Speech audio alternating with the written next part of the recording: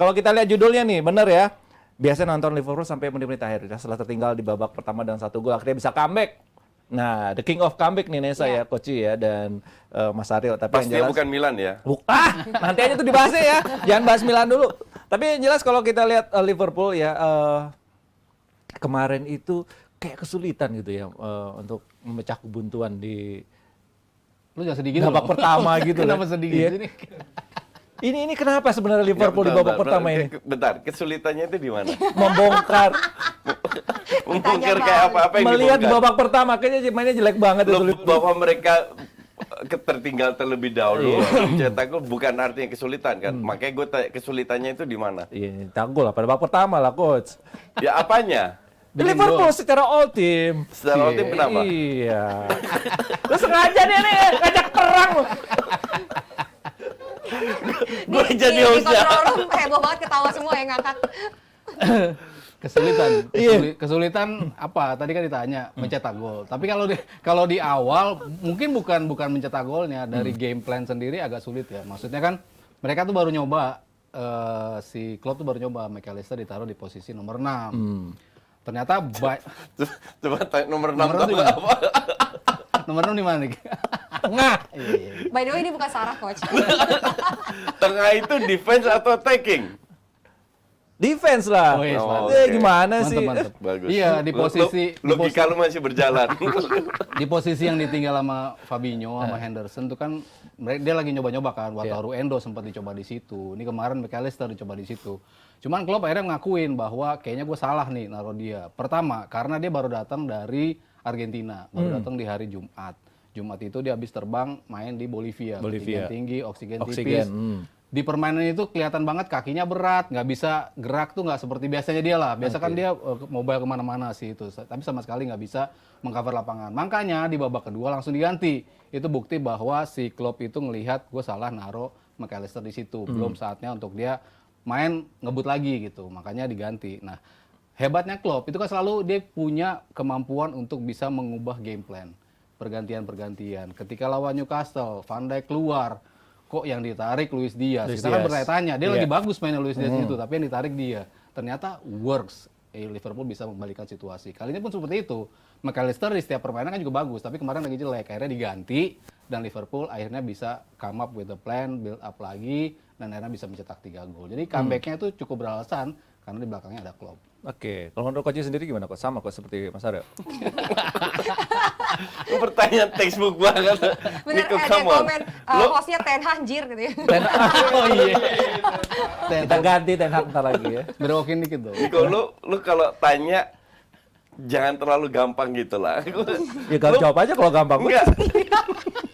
Lu tau level gue kan? Iya. Masa lu tanya, Aryo udah jelaskan masih tanya pendapat lu apa lagi? Come on Nico, coba lemparkan pertanyaan yang lebih cerdas lagi. Jangan terlalu textbook.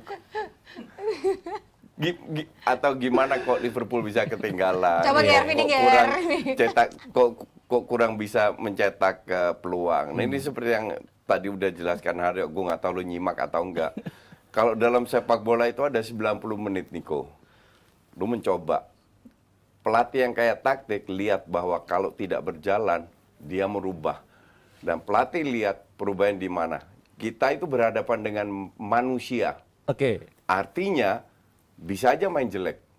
Kalau lu main jelek, masukin ini, penggantinya siapa, dan lain-lain. Dan Klopp itu memang juaranya di situ. Kebetulan 2 kali berhasil. Tahun lalu tidak selalu berhasil. Karena kembali lagi ke performa pemain seperti apa. Benchnya Liverpool nggak terlalu bagus. Tahun ini pembeliannya cukup bagus. Oke? Tahun lalu berapa kali dia coba, itu sering nggak berhasil karena benchnya jelek dan performanya pemain banyak yang menurun. Intinya terutama. Intinya itu banyak sekali yang menurun. Jadi kinerja pelatih kita harus lihat, tidak selalu salah pelatih. Tapi kalau bicara Chelsea lah contoh, nah itu salah pelatih itu. Ngerti nggak lo? Iya. Jadi kalau kemarin kalau gue bilang bukan salah Klopp, tapi memang it happens. Those kind of perubahan-perubahan dalam 90 menit itu selalu bisa. Maka dari itu gue itu paling anti akun-akun di YouTube yang membodohi penonton.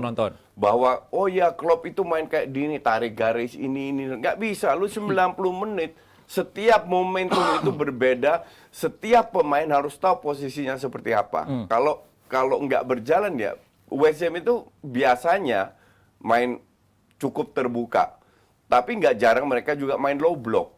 Nah, pelatih itu harus bisa antisipasi hal kayak gitu, Niko. Tapi gue tahu lu nggak nonton, jadi nggak ada guna kalau gue mau jelaskan terlalu spesifik, ngerti nggak? Ini ada yang komen lagi.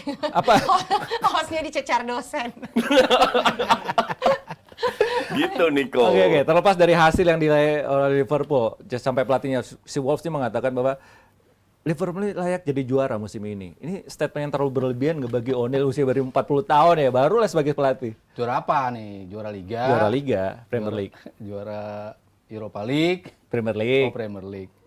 Ya, ada kans sih, ada kans. Ada Tapi kans. masih berat lah. Ya kan kalau kita bicarakan kan selalu City, Arsenal, yang di bawahnya siapa? Liverpool, United. Awalnya kan kita bicara seperti itu kan. Tapi United kok agak susah Agak ya. karatan. Agak karatan. Tapi masih 5 match belum Ya, bisa ya, kita ya, ambil ya. kesimpulan. Masih ada 33 match. Belum jadi tolak ukur lah ya. Tim ini di atas konsisten kan berat juga bagi United untuk bisa ngejar kalau tim ini konsisten gitu kan. Nah, kita ngelihat Liverpool konsisten, Arsenal cukup konsisten, City apalagi konsisten. Jadi kalau kita bicara juara ya dari 3 itu yang mungkin kansnya paling besar. Yang tadinya kita pikir Liverpool di musim kemarin sudah habis, tapi ternyata Tengah jalan. peremajaan di squad tengah terutama itu kok Ya, cepat cukup bagus. bagus, Ya, pilihannya betul. tepat dan semuanya bisa langsung perform di match pertama gitu. McAllister dan Szoboszlai luar biasa main kayak gitu. Jadi gue ngelihat kans itu ada. Ya tergantung siapa yang slip kan kalau kita bicara course season panjang kan siapa yang kepleset. Arsenal kemarin banyak keplesetnya yang terakhir-terakhir akhirnya mereka gagal untuk bisa menjadi juara. Tapi kalau mereka bisa konsisten gak kepleset aja di laga-laga yang memang lo harusnya menang, lo harusnya dapat 3 poin, lo gak kepleset. Nah itu. Gini, the problem dengan Liverpool adalah lini belakang itu kurang bagus. Gomez. Pelapisnya lini belakang kurang bagus. Apalagi Konate, Van Dijk nggak ada kan. ada. Makanya mereka lebih rentan untuk kebobolan lah. Tapi depannya bagus. Depannya bagus dalam arti pemain kayak Nunes lah contoh. Dia bisa main di kiri, striker, bahkan waktu lawan Newcastle itu dari sayap kanan. Gakpo bisa jadi striker, bisa di belakang. Jota bisa jadi striker, bisa di sayap kiri. Luis Diaz biasanya di kiri, salah di kanan. Nah, pada saat lu punya pemain yang multifungsional, itu Klopp enak untuk ngegeser-geser. Dan nggak selalu main, Jota nggak selalu main bagus, Nunes nggak selalu bagus, tapi pada saat mereka jelek, dimasukkan pemain yang seringkali cetak gol. Nah, looks-nya masalah looks atau apa kartu truf yang dimiliki oleh Klopp itu dimanfaatkan semaksimal mungkin, yaitu lini depan. Lini tengah sebenarnya nggak looks amat. Karena kalau nggak ada Szoboszlai, nggak ada Gakpo atau McAllister cedera dan lain, itu mulai kelimpungan. Keluarlah itu Curtis Jones, Harvey Elliott masih oke lah. Atau si Jepang saat itu nggak jelas juga itu. Artinya jangan sampai terlalu banyak yang cedera. Itu yang dialamin berapa musim sebelumnya kan. Pada saat mereka bermain konsisten seperti ini, dalam arti tidak banyak yang cedera, ya gue bilang Liverpool salah satu kandidat. Memang seperti yang tadi bilang, termasuk MU untuk gue ini 4 tim terkuat di EPL yang in the long run bisa menjadi kandidat. Walaupun MU sekarang masih terseok-seok, kita juga lihat bahwa di samping banyak yang cedera, sistem barunya nggak begitu jalan, pemainnya pelapis yang nggak kalau gue jadi Ten Hag, kalau semua fit itu Rashford sama Bruno gue cadangin. Sekali-sekali gue cadangin lah, ngerti nggak? Untuk shock effect. Tapi ini kan Casemiro juga perlu sekali-sekali. Casemiro juga jelek, artinya karena banyak yang cedera, Ten Hag stuck juga. Jadi jangan coret Man United lah untuk jadi kandidat juara, belum. Masih 5 laga. Tapi memang sekarang Masih butuh bahan bulian soalnya. Iya, betul. Tapi sekarang memang yang sangat kelihatan konsisten itu ya 3 tim ini. Cuman kita juga tahu anything can happen. Kalau mendadak ke McAllister sama Salah cedera aja, ngaruh juga, ngerti nggak? Oke. Dan Nunes kan nggak selalu juga cetak gol. Sekali cetak 2 gol langsung diangkat ke atas, habis itu hilang juga, ngerti nggak? Jadi inilah indahnya EPL kalau gue bilang. Sangat susah untuk diprediksi. Kecuali MU lebih gampang diprediksi sama Chelsea. Bukan 11-12, 12-13.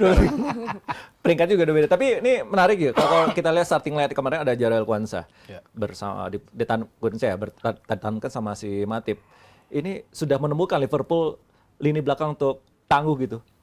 paling nggak ada opsi lain. Kita kan selalu ketika Van Dijk cedera, Konate cedera, pusing kan. Iya. Matip doang nih yang bisa ngeganjel, yang walaupun udah agak telat juga dari sisi speed udah jauh gitu.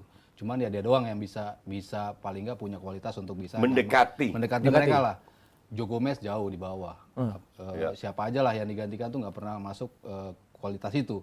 Tapi Jadal Kwanza gue lihat di 2 pertandingan cukup oke nih. Ini pemain kan baru 20 tahun.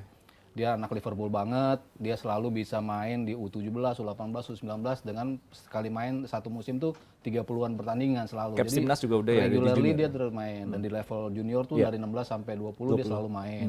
Jadi jam terbangnya cukup banyak, dan kemarin ketika dibawa ke latihan sama klub di Jerman, dia ngelihat ini pemain udah step up banyak nih dibandingkan ketika tahun 2020 yang harusnya dia tadinya mau dicoba tapi akhirnya belum cukup rasanya. Tapi akhirnya kemarin pas lagi pramusim dia ngelihat kemajuan, dan ketika Van Dijk nggak bisa bermain, akhirnya dia dimasukin kan, dan dalam pertandingan itu ternyata dia cukup bisa ngalang pertahanan gitu. Nah, tapi lawannya juga nggak terlalu bagus kalau gue bilang. nggak terlalu sih. Cuman kalau dia dipasanginnya nanti sama si Van Dijk, mungkin lebih cepat untuk bisa apa ya, bisa naikin lagi performance-nya kalau dia dipasangin sama Van Dijk di beberapa pertandingan lah, nggak harus lo day to day main terus gitu kan, karena ya Konate masih lebih bagus lah dibandingkan dia gitu. Cuman kalau terjadi cedera atau suspension pada salah satu dari mereka, gue rasa Kwanza sudah bisa masuk ke bracket di mana dia bisa masuk menemani salah satu, menggantikan ya salah satu, kalau nggak si Matip ataupun Gomez. Oke, so far kemarin udah oke lah ya. Oke. Udah kena ya, walaupun lawannya seperti itu ya Coach ya. Jadi bisa lah diandalkan untuk ganti-gantian gitu kan. Nggak bisa lo bilang gitu, nggak bisa. Lu tidak bisa ngomong bisakah diandalkan yang kasihan dengan anak muda ini, dia 2-3 main bagus, ekspektasi fans gede, tiba-tiba main ketemu tim agak besar atau menengah ke atas, tiba-tiba bikin blunder atau salah, langsung dihajar. Nah ini yang jadi masalah. Pemain muda itu harus diprotek sama pelatihnya. Pelan-pelan. Dalam arti pelan-pelan, jadiin substitute. Ini kan kebetulan karena banyak yang cedera aja di belakang, dan gue setuju daripada Joe Gomez yang mending dia diberi kesempatan. Dan itu juga dilakukan oleh Klopp, karena gue udah bertahun-tahun gue bilang Joe Gomez ini bukan levelnya Liverpool, ya kan. Dan jadi kita nggak bisa bilang bahwa dia hebat atau beda kayak Mudryk ya. Kalau Mudryk udah setengah tahun diberi kesempatan, dia tetap ancur-ancuran. Kalau ini kan baru 2 kali, jadi nggak bisa diambil keputusan bahwa dia akan hebat atau jelek atau apa. Pelan-pelan, pelan-pelan sebagai opsi, sebagai super sub, atau main di Piala Ciki, Piala Kebo, kayak gitu-gitulah. Ya setengahnya lini belakang pemain muda itu harus benar-benar harus diprotek, dimasukkan secara bertahap. Oke, tidak bisa instan. Nanti kita lihat juga apakah Liverpool bisa menjuarai Premier League musim ini seperti kata pelatih Wolves.